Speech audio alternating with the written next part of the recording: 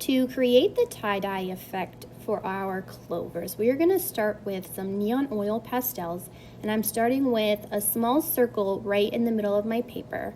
Then I'm going to switch colors. Doesn't matter which colors you use or which order you go in, but I'm going to create a bigger circle around my first circle, and I'm filling my second circle in with up and down lines. So I'm going in a circle away from the center with my oil pastel.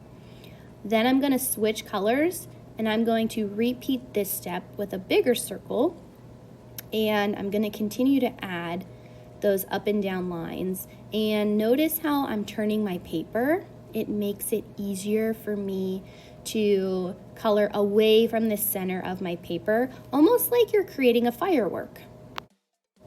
I'm going to continue these steps, switching colors every time I create a new circle.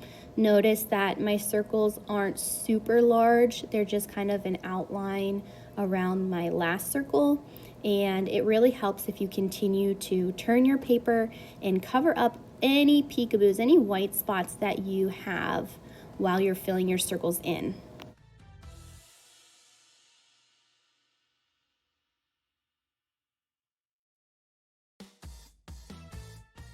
It's okay to overlap your colors a little bit. You actually kind of want to blend them together so that there are no peekaboos or any white spots.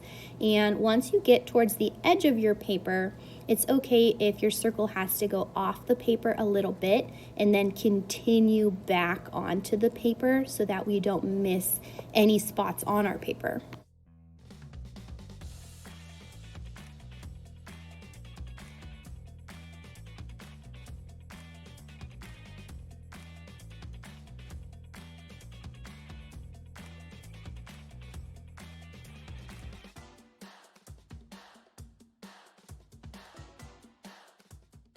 You can repeat colors. I kind of went in like a rainbow order, but you can go in whatever order you like. And notice how I am continuing my circle off of my paper so that I fill in all of the white spots on my paper.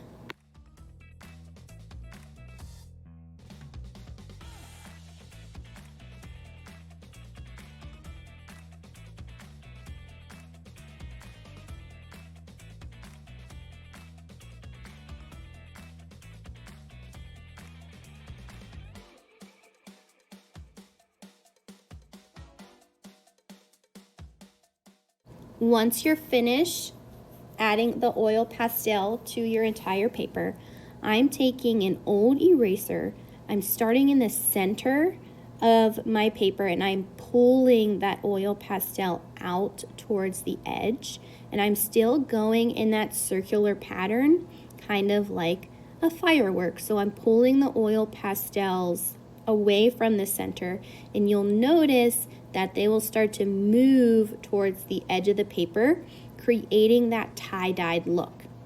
You want to be careful that you are not pushing too hard and completely removing the pastel from your paper. And I'm also leaving just a little bit of space in between my eraser lines so that it really looks like a tie-dyed look.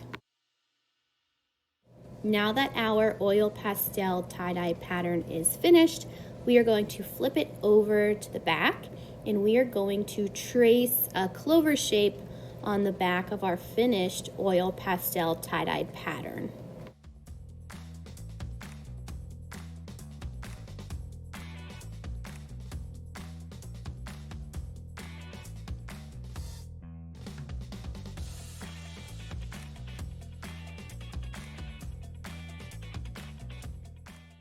Now that we have our clover shape, we are going to go ahead and carefully cut it out.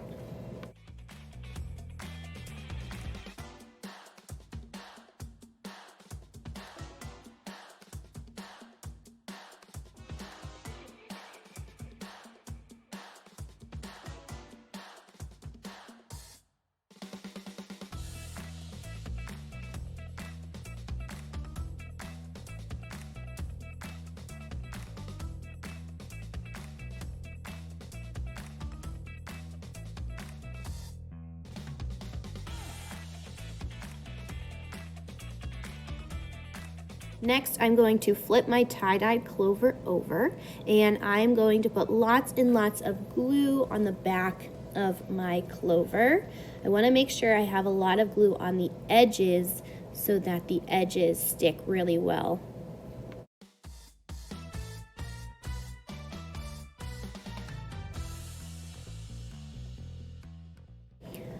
I'm going to go ahead and place my clover right in the middle of my white paper so that it's centered and it fits right in the middle of that white paper.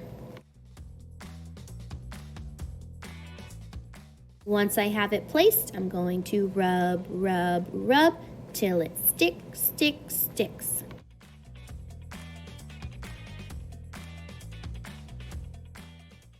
Next, I'm using my Sharpie and I'm going to outline my tie-dyed clover on that new white piece of paper we just glued it to. This is going to really give it some emphasis and create a neat outline around the entire clover.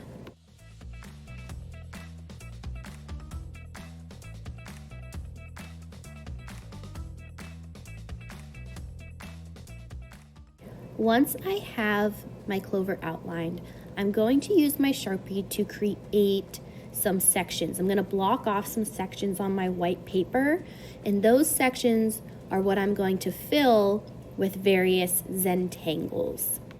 My first section, I'm going to draw a line from my clover to this top part of my paper, and then another one off to the side on that same petal of my clover. So I've made my first section here.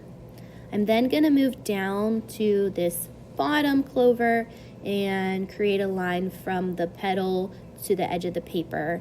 Same thing down at the bottom. And then I'm going to move over to my next petal and do the same thing in the corners of the petal. Draw a line from the petal to the edge, and then same thing up towards the top here. And then the last petal, I'm also going to create two lines coming from the petal to the side of the paper and again towards the top of the paper. So now I've created a few separate sections on my paper around my clover. Next, I'm going to fill those sections that I just made with different Zentangles. I have two handouts that have some Zentangle and pattern examples that I'm going to use to help guide my Zentangles, but I'm going to take my time. I'm going to fill each section with a different pattern, a different Zentangle, and I'm going to try to use a variety of patterns and a variety of lines. So I'm going to create thicker lines, some thinner lines. I might color in some areas with my black marker. I want to really create a wide variety of patterns and Zentangles around my clover until each section is filled in with a different pattern.